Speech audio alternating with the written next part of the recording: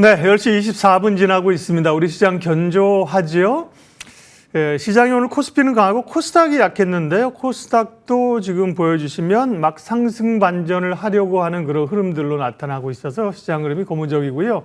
특별히 또 외국인 투자자들의 매수세가 이어지고 있다. 오늘 외국인이 이 시간대 1시간 반 지났는데 1,500억 원가량을 순매수하고 있거든요. 이전의 매수보다 상당히 매수량이 강해진 것도 긍정적인 시그널입니다. 예, 돈이 모이는 곳의 전략들 머닝 섹터 종목 탐색합니다. 바로자산운용 윤정식 상무님 화상으로 만나겠습니다. 안녕하세요.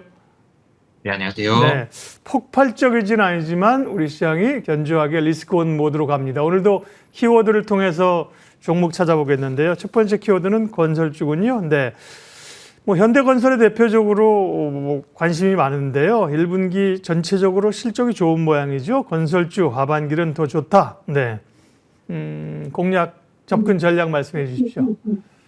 네, 1분기 대형 건설사들 실적이 좀 무난한 수준, 그러니까 사실 안 좋은 건설사들도 조금은 있었습니다. 일회성 비용들이 있었기 때문에. 그래서 무난한 수준 혹은 컨센서스를 소폭 상회하는 그런 모습들을 보여줬습니다. 부동산 경기가 좋지 않다라는 점, 그러니까 주택 지표가 부진하긴 하거든요.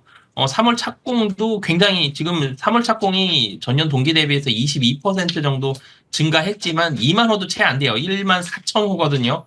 그리고 분양 같은 경우도 8,646호입니다. 만 호도 채 안 됩니다. 굉장히 적은 물량인 거거든요. 지표가 좋지 않음에도 불구하고 실적은 선방한다라는 이런 부분들이 있는데 전체적인 국내 주택 경기 전반을 봤을 때는 좋지 않지만 서울 그리고 서울에서 굉장히 가까운 수도권만 제한적으로 보면 여기는 좀 좋아지고 있기 때문에 대형 건설사들의 실적이 그래도 시장 컨센서스를 소폭은 좀 상회하는 모습으로 나오는 가장 큰 요인으로 작용을 했다라고 보시면 되겠고요.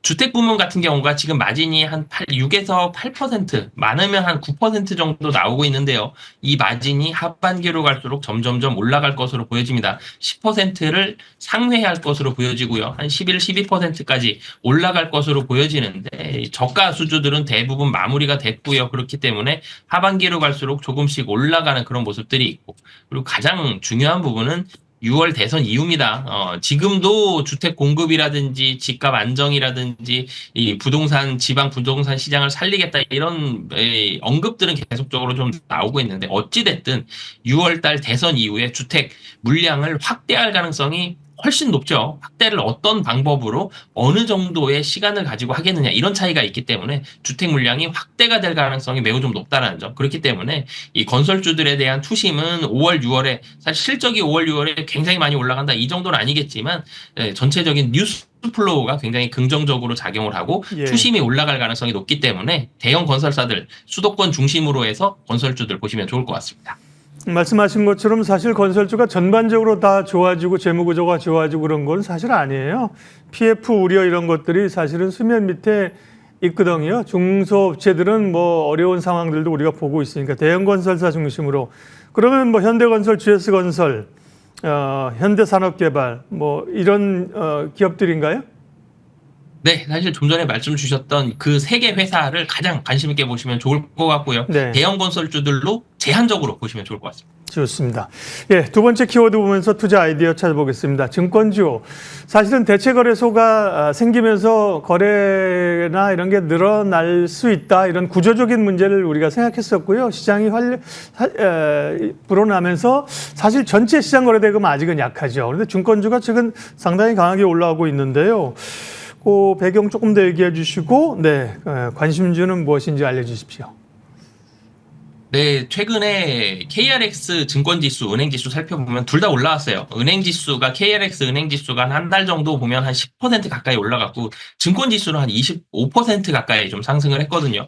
둘 다 올라오는 거는 비슷했는데, 증권주가 왜 더 많이 올라왔느냐, 2배도 넘게 더 올라왔느냐, 그런 부분들을 좀 말씀을 드리고 싶은데, 주요 증권사들도 같이 올라왔죠. 신영증권이 가장 많이 올라왔고, 미래에셋, 유진투자증권, 삼성증권, 대신증권, 한국금융지주까지 다 올라왔는데 첫 번째는 실적이 좋았습니다. 1분기 실적이 어닝 서프라이즈를 기록한 증권사들이 굉장히 많았고 아직 실적 나오지 않은 증권사들도 뭐 2분기까지도 뭐 상당히 좀 좋을 것으로 예상이 되는데 실적이 좋았고 그리고 거래 대금이 조금씩 올라가고 있죠. 뭐 굉장히 많이 늘어나지는 않았습니다만 거래 대금 늘어나고 있고 그리고 해외 주식도 꾸준히 이루어지고 있다라는 점 이런 부분들이 실적 호조에 영향을 끼쳤고 이 실적 호조가 배경이 끝나지 않고 좀 늘어날 것으로 보여진다는 점. 그리고 모멘텀이 사실 있어요. 두 가지인데 발행어음 사업자 그리고 종합금융투자계좌 IMA라 그러죠. 이 두 가지의 사업자를 선정을 하는데 두 가지 큰 틀에서 간략하게만 말씀을 드리면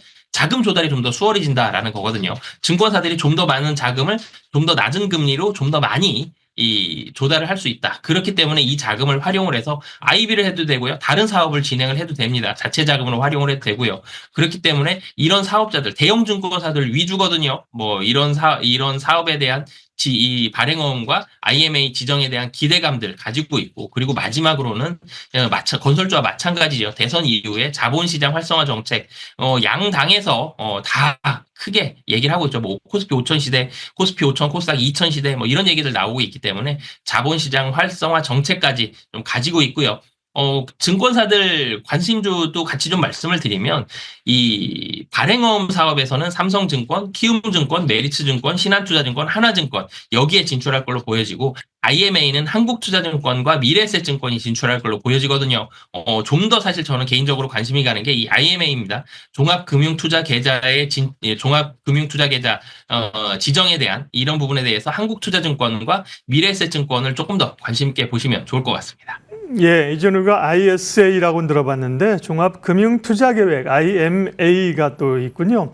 사실 삼성이나 신영 이런 쪽은 배당도 많이 하잖아요. 밸류업으로도 볼 수 있고요. 말씀하신 대선의 자본시장 정책, 뭐 거래 증가 여러 긍정적인 요인이 있습니다. 다만 주가가 꽤 올라왔어요. 사실은 알고 있었는데 알고 있을 때 사서 지금 가지고 있느냐 이런 거에 좀 용기가 있느냐 이런 거고요. 어쨌든 좋게 보셨습니다. 다음 주제는요. 예, 하나솔루션.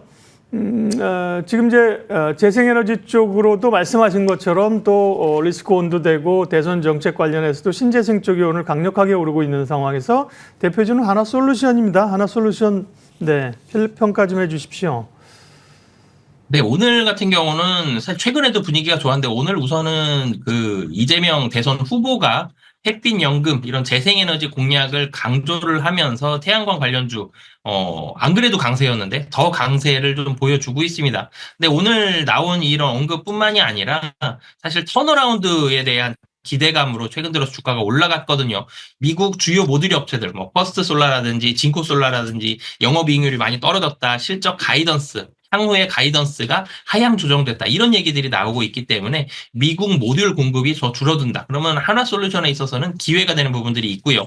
그리고 중국 모듈 고객사들의 재고 감소로 인해서 원가도 줄어든다. 원가가 절감이 된다. 그러니까 제품 만드는 원료 가격은 줄어드는데 제품 판매 가격은 올라갈 수 있는 이런 환경들이 펼쳐졌기 때문에 하나솔루션 이 기대감으로 최근 들어서 주가가 바닥을 찍고 좀 올라가는 그런 모습들이 있고요. 그리고 하반기에는 사실 하나솔루션이 태양광만 하는 거 아닙니다. 화학도 하거든요. 이 케미칼 부분에 있어서도 스프레드가 개선이 될 가능성이 상당히 좀 높기 때문에 신재생과 케미칼 모두 다 25년도에는 반등을 하죠. 근데 반등의 폭이 어느 정도냐에 좀 차이는 있겠지만 확실히 좀 반등을 한다. 그래서 주가가 올라가고 있는 그런 상황이다라고 보시면 되겠습니다. 네, 머닝 섹터와 종목 탐색 시간 바로자산운용 윤정식 상무님 함께했습니다. 고맙습니다. 네, 감사합니다.